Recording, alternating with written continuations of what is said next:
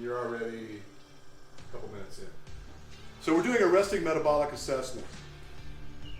A lot of people have confusion in respect to why this would be so beneficial to them regarding performance, especially when they're lean. Their assumption being that I'm not fat, why do I worry about my calorie intake? I burn everything I eat.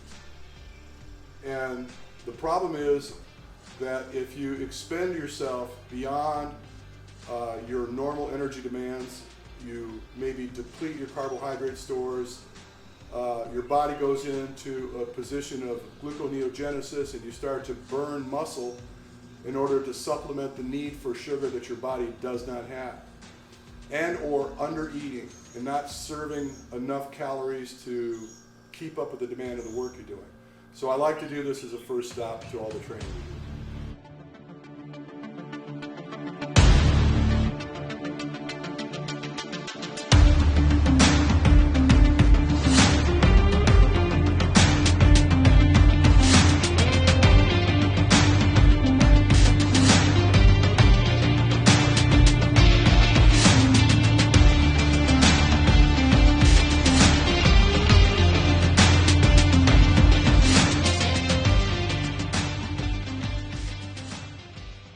There we go. In the row, you peaked at 160 and you recovered 86% in 2 minutes. So coming off the rower, if you were averaging around this number, when you get off this thing, you're going to be in a pretty good place. Yeah. The skier, I don't think so. You follow the difference? Yeah. Yeah.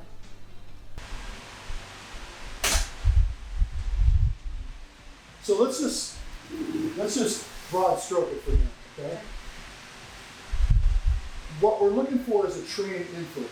Because I trained, the benefit was X. I got better, I got stronger, I got faster, I was more enduring. So we're all kind of chasing a training effect, right? So what I tried to show here is this red line from starting here to ending here. On the treadmill, it's one thing to do 10 minutes on the treadmill and even mess with the effort some there. But it's very different on the road.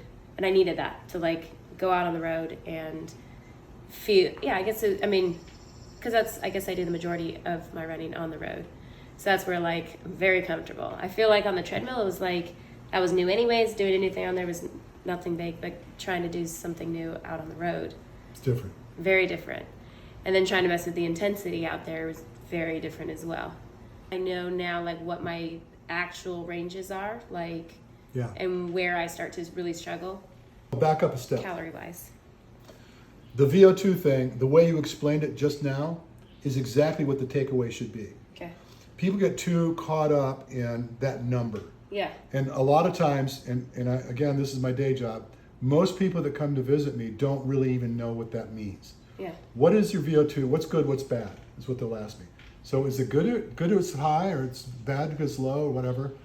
And it's really a relative number. Now, if you just looked at it from a blank slate, clearly I would point to the higher VO2 score being better because you have more to work with.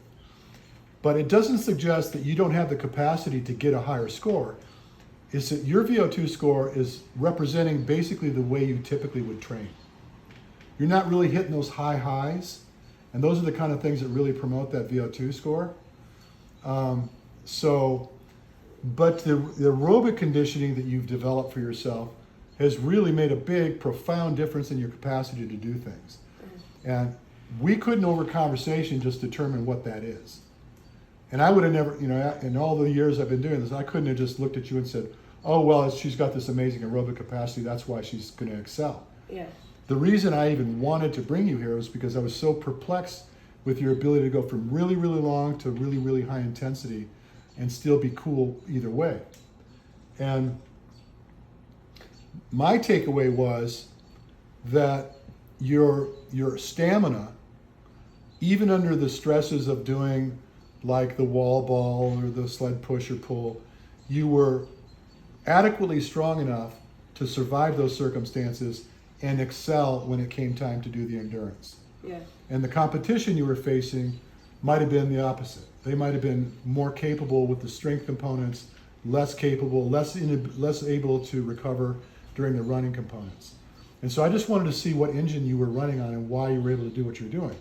And so clearly, my takeaway was, if somebody looked at you and said you're a subpar because your VO2 score is 40, but you're staying aerobic to 176 beats per minute, and you're burning fat almost 99% of the time that you're training, there's value in that.